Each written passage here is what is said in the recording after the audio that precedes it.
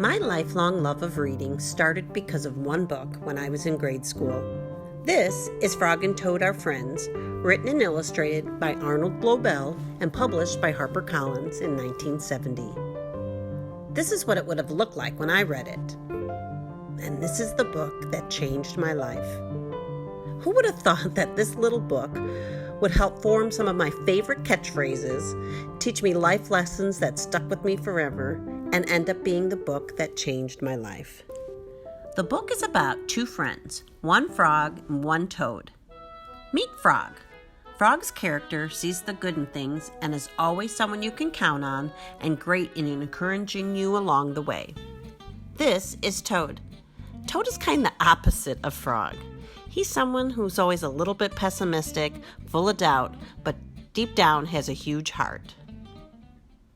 When I was in second grade, I was chosen to be in a play in the school library. The play was from Frog and Toad Are Friends, and the story was The Letter. I got to play Frog, and my friends Peggy and Brandy played Toad and Snail. From that moment on, I was in love. I simply fell in love with this book. I read the book over and over and over again. I never knew that a book could feel so special. It was the first time I fell in love with an author and wanted to read everything they had ever written. Frog and Toad Are Friends officially created a reader out of me, a true reader for enjoyment. Not because I had to, but because I wanted to. After reading this book, I couldn't stop reading. I had heard about the 100 Book Club at school, so then I began to read everything possible and start writing them down. If it wasn't for Frog and Toad Are Friends, I might never have fallen in love with reading and never completed the goal of 100 books and get my name on a plaque in the library. Frog and Toad Are Friends is still a part of my life. I quote more lines from this book than any other book around. If I ever need to read a story out loud, Frog and Toad Are Friends is my first choice, and I'll even wear a coat with buttons sewn all over, just like Toad made Frog. If I need to make a craft that goes along with the book, I can totally handle it. The chapters mean so much to me. The spring is one chapter. In the spring, I learned how to crawl back into bed, throw the blanket over my head, and just say blah. Next, the story. When I think of the story, it makes me think of me as Toad and my husband as Frog. I struggle to make up a story on the spot, but my husband is so naturally good at it. He's just like Frog. The Lost Button is another chapter and one of my favorites.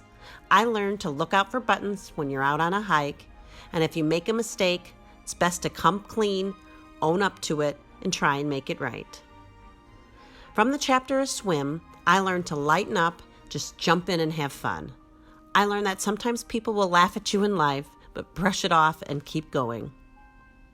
And from the chapter A Letter, it will always remind me of my first play and the loveliness of a handwritten letter.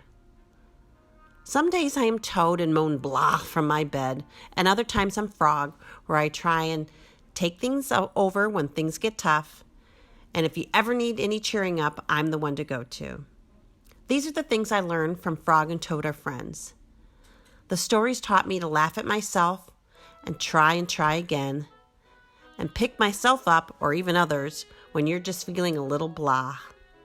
This book is simple, silly, and sweet, and full of true life lessons. I love that I've taken these characters from this book into my heart and carried them with me along my life. My children know and love Frog and Toad and are able to use the lines from the book and narrate their lives. I've even seen 2 performances of A Year with Frog and Toad, all because of my true love for these characters created by Arnold Blobel. And when I first started reading Frog and Toad Are Friends. Little did I know that this sweet friendship of 2 friends, one a frog, the other a toad, would stay with me forever and truly leave an imprint on my heart.